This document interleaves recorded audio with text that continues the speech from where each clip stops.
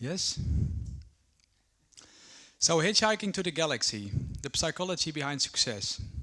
We're going to do some voting today. So let us practice now. Please raise your hand.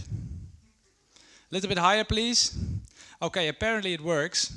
So let us start with the first question I'd like to present to you. I have a statement.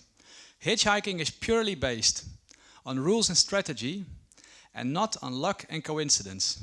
So, who agree? Raise your hand. Everyone who agrees. I think it's 10% maximum, maybe 5%. Okay, since 2003, I joined a hitchhiking competition every year. Always, I was ranked in the top 3. The question is, how can it be that some people are better than others in hitchhiking? Maybe we should start with my clothes. There are several options, of course. When I wear a suit, maybe it's not the best. Wearing nothing, maybe not the best either. I think you should wear something that people see. It's fun, like a weird hat or something like that. But it's not only how to dress, it's more. Did you ever thought about the psychology of the driver? Their decision making is based on, for example, a bag. When you have a bag, you're a traveler. When you don't have a bag, you can be anyone. So I like to say, the psycho and the bag don't go along.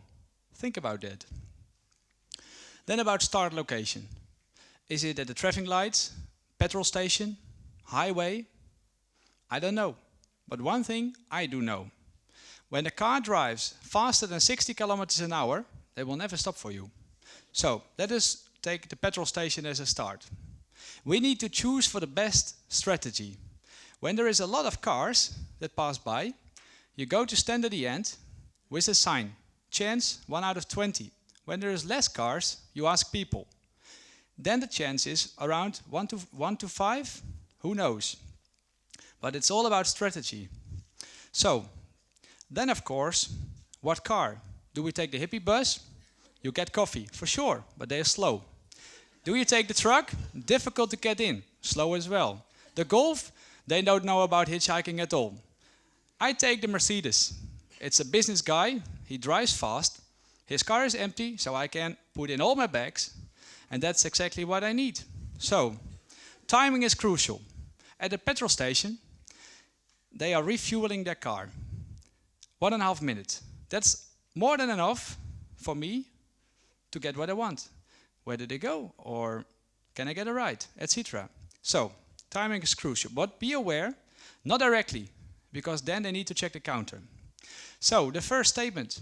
People ask, like, can I get a ride? Is it possible to go with you? Etc. etc. It's closed questions. So the answer is no. So please ask open questions like, okay, where are you going to? But then what happens? The answer is, I'm taking the first exit off. So they lie. I'm not going far. You cannot get a ride. Why do you want to know? So what can you do to prevent that, to get a right answer? Let me introduce the roadmap. We just do it over. You have a roadmap, fold it open. You approach the same guy. And what happens? He sees himself in the same situation before. And he was very glad that someone else helped him out. So you get the right answer. I'm going to Hamburg. But then you still need to fix the ride. So you need to close the gap. So you ask, but Hamburg, where exactly is it? And I bet you that he is going to point out on your map, very close, there is Hamburg. And that's increasing the chance that when you ask your final question, closed question, can I get a ride? They say yes.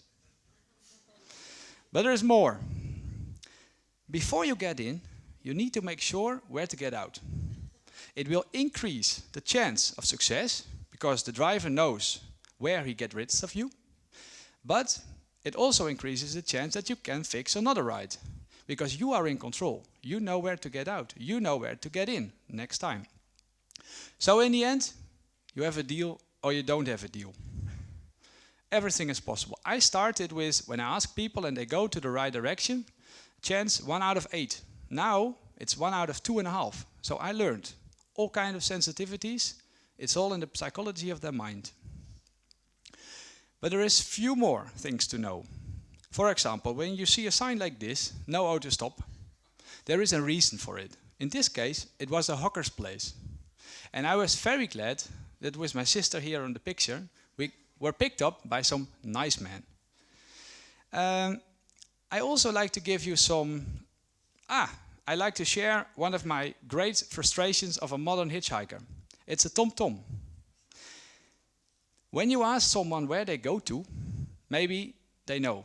But they don't know how they get there, because they typed it into the tom-tom, and I need to know exactly what route they take. So that's a difficulty we have to face nowadays. So this is a picture of the most recent ride I got 3 weeks ago in Madagascar. And I was with this truck, and they were carrying in all the wood just to reinforce the bridge every time that they passed it. Quite a funny view, I must say. And it was quite cracking as well. Then I have some final impressions for you as a hitchhiker.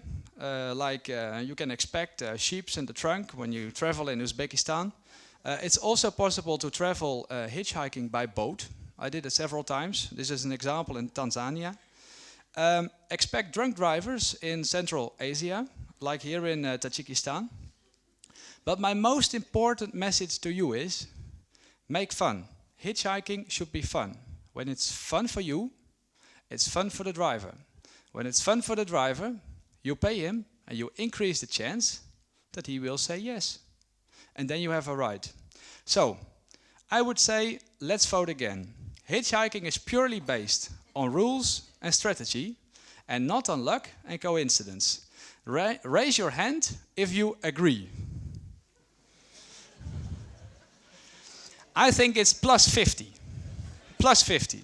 So I think I tried to explain you something, and it might have worked. So, some last pictures to share. Like the jerrycan petrol station in Zambia. A lot of flat tires in Kyrgyzstan. A boiling engine in Egypt. Filling the radiator every time we cross the river in Iran. Or a petrol station with a bucket in Tajikistan. Thank you.